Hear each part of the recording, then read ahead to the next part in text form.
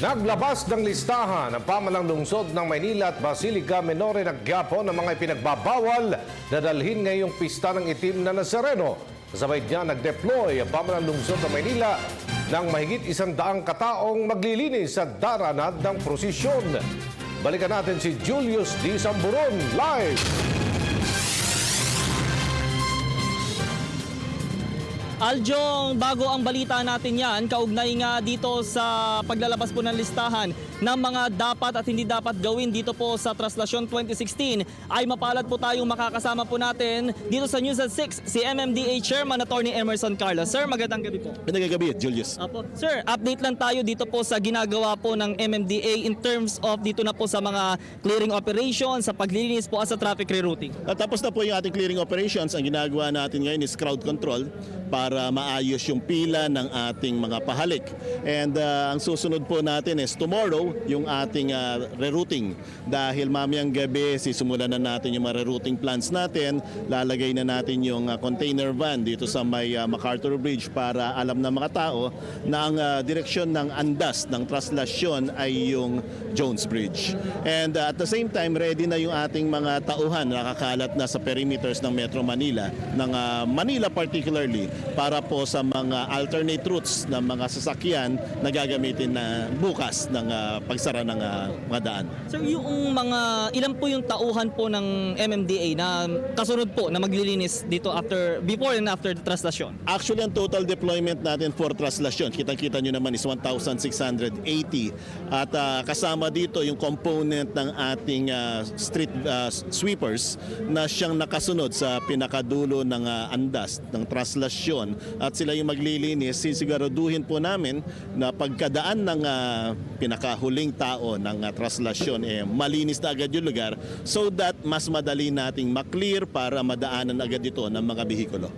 Sir, yung linawin lang natin, yung itong container vans natin, pag inilagay itong mamaya and halimbawa nakaalpas na sa mga dadaanan, itong ruta, itong traslasyon, tatanggalin na po ba ito kagad? Yes, ito yung ating gustong mangyari. Now once makadaan na, dapat i-clear na natin so that open na to traffic yung ating mga lansangan. Opo. Sir, ang paalala po natin syempre sa ating mga kababayan, huwag pa ding magkalat. Of course, inherent sa atin yan. Sa dami kasi ng ating nakokolektang basura every year dito sa pista ng Poong Nazareno, bawasan naman po natin para makatulong hindi lang po sa ating mga naglilinis, kung hindi pati na rin sa mga sasama sa prosesyon na pwedeng maaksidente dahil sa mga basurang iniiwan natin sa daan. Sir, with coordination kayo sa DPWH na to, sir? Tungkol sa paglinis, yes, actually ang pinaka-coordinative body natin dito is Manila. Sila po yung talagang primarily in charge dito sa traslasyon na ito. Augmentation forces lang po ang MMDA. We are at Code Charlie na kung saan po regional level po ang MMDA at kasama po din natin dito yung MMDRRMC. So itong mga 16 other LGUs na kasama natin nakadeploy ngayon. Sir, panghuli, sabi nyo nga po doon sa pulong natin doon sa Quiapo, mala APEC at mala PayPal visit itong traslasyon natin. Insofar as operational management is concerned, nasanay na tayo from PayPal visit, APEC. Ito yung whole of government approach na ating ginagawa.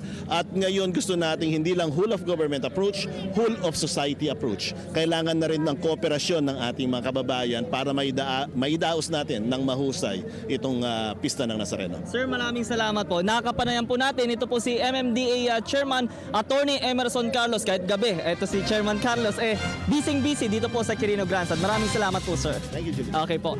Samantala sa iba pa po nating balita, nagpaalala po ang rektor at parish priest ng Minor Basilica, Monsignor Hernando Coronel, na igalang po at irespeto ang pista ng Nazareno. Una, makinig po at makilahok sa misa, mga nobena at pangungumpisal. Ikalawa, bawal po ang pagdadala ng selfie sticks, lalo na po doon sa mga mahilig magpipicture sa disoras po ng traslasyon. Ayon sa Manila LGU at Basilica Administration, iniiwasan lang nila ang anumang aksidente o anumang panganib mula sa mga deboto na inaasahang mahigit sa 15 milyong katao ang dadalo. Taon-taon naman ay dumadami yung mga debosyon.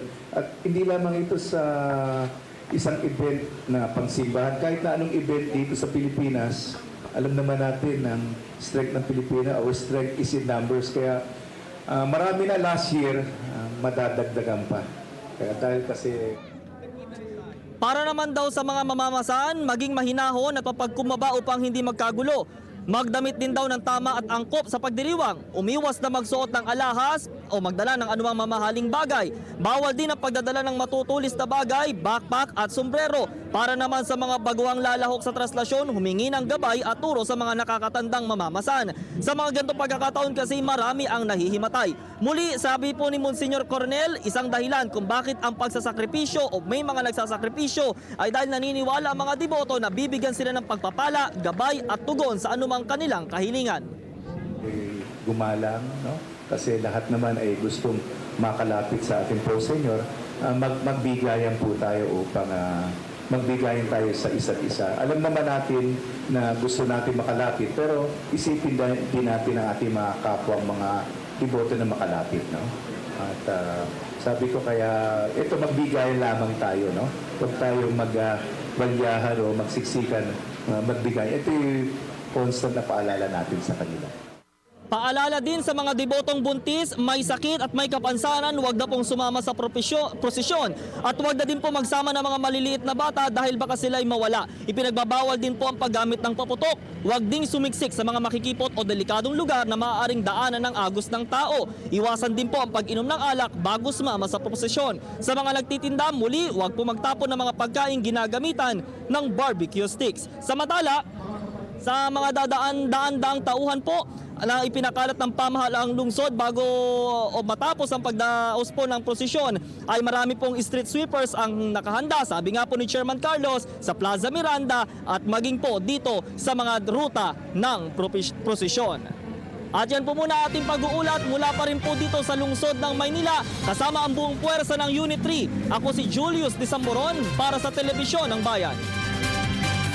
Maraming salamat, Julius D. Samburon.